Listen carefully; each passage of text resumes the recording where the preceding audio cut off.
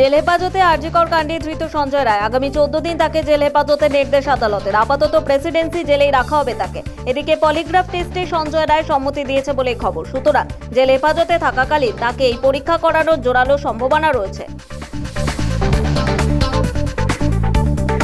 RG Kar medical কলেজে আর্থিক দুর্নীতি তদন্তে সিট নয়, সিবিআইকে তদন্তের নির্দেশ কলকাতা হাইকোর্টে। সিঙ্গেল বেঞ্চে সেই নির্দেশকে চ্যালেঞ্জ করে হাইকোর্টের ডিভিশন বেঞ্চের দ্বারস্থ আরজিকরের প্রাক্তন অধ্যক্ষ সন্দীপ ঘোষ।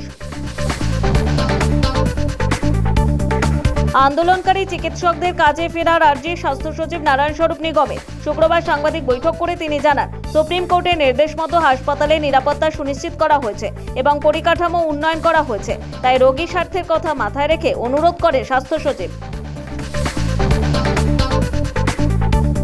ন্যাশনাল মেডিকেল কলেজের অধ্যক্ষ পদ থেকে সরানোর পর স্বাস্থ্য ভবনের ওএসডি পদে নিয়োগ। সোশ্যাল মিডিয়া জুড়ে ঘুরছে এই তথ্য, যা নিয়ে বিতর্ক তুঙ্গে। এসবের মাঝেই সন্দীপ ঘোষের নিয়োগ নিয়ে অবস্থান স্পষ্ট করলেন স্বাস্থ্য সচিব নারায়ণ স্বরূপ নিগম। সন্দীপ ঘোষ বর্তমানে ছুটিতে, ওএসডি পদে নিয়োগ করা হয়নি তাকে। 27 আগস্টের নবান্ন অভিযানে হস্তক্ষেপ করল না কলকাতা হাইকোর্ট। কর্মসূচি বাতিলের আবেদন খারিজ। ফলে নবান্ন অভিযানে আপাতত আর বাধা রইল না। আদালত জানিয়েছে, মিটিং মিছিলের নির্দেশিকা নিয়ে একটি হলফনামা দিতে হবে রাজ্যকে। 4 সপ্তাহ পরে মামলার শুনানির সম্ভাবনা। লক্ষ্মীর ভান্ডার এবং রাজ্য সরকারের অন্যান্য স্কিমগুলিতে থাকতে চান না, তাদের জন্য ফেরত দেওয়ার একটি ফর্ম দিক রাজ্য সরকার। দুয়ারে সরকার শিবিরে ফেরত কাউন্টার থাকুক, এক্স মাধ্যমে এমনটাই দাবি করলেন তৃণমূল নেতা কুণাল ঘোষ। আরজিকর কাণ্ডের মাঝেই এই পোস্ট নিয়ে শুরু রাজনৈতিক চর্চা। জলের তলায় বারাসাত মেডিকেল কলেজ হাসপাতাল। শুক্রবার সকাল থেকেই ভারী বৃষ্টির জেরে জলের তলায় বারাসাত মেডিকেল কলেজ হাসপাতাল। ইমার্জেন্সি ওয়ার্ড থেকে শুরু করে একাধিক ওয়ার্ডে জল ঢুকেছে। ফলে চরম সমস্যায় পড়েছেন রোগী এবং হাসপাতালে চিকিৎসা করতে আসা রোগীর আত্মীয়রা। রাশিয়ার সঙ্গে ইউক্রেন যুদ্ধের আবহে এবার ইউক্রেনের রাজধানী কিয়েভে ভারতের প্রধানমন্ত্রী নরেন্দ্র মোদী কয়েক মাস আগে রাশিয়া গিয়ে প্রেসিডেন্ট ভ্লাদিমির পুতিনের সঙ্গে সাক্ষাৎ করেন। এবার ইউক্রেনের প্রেসিডেন্ট ভ্লাদিমির জেলেনস্কির সঙ্গে বিশেষ বৈঠক সারেন মোদী। শান্তিপূর্ণভাবে ইউক্রেন সমস্যা মেটানোর বার্তা দিয়েছেন তিনি।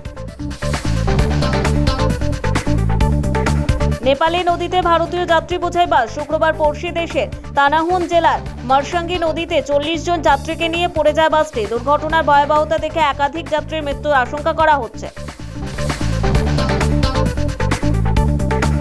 ব্রিটেনের কঠোর অভিবাসন নীতির জেরে এবার ভারতীয় পড়ুয়াদের সংখ্যা অনেকটাই কমে গিয়েছে সে দেশে।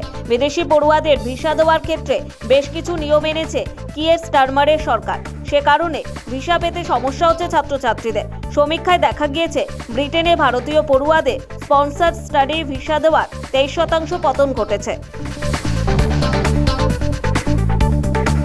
একটি দুটি নয়, 6-6টি গোল। শুক্রবার জামশেদপুরে মোহনবাগান বনাম পাঞ্জাব ম্যাচে গোল। পাল্টা গোলের শেষে জয়ী মোহনবাগান প্রায় বেকারে 6-5-এ জিতল তারা। 90 মিনিটের খেলার ফলাফল ছিল 3-3। ডুরান্ট কাপে অতিরিক্ত সময় নেই, ফলে ম্যাচ সরাসরি গড়ালো টাই ব্রেকারে, যেখানে মোহনবাগান জিতল বিশাল কায়েতের সৌজন্যে।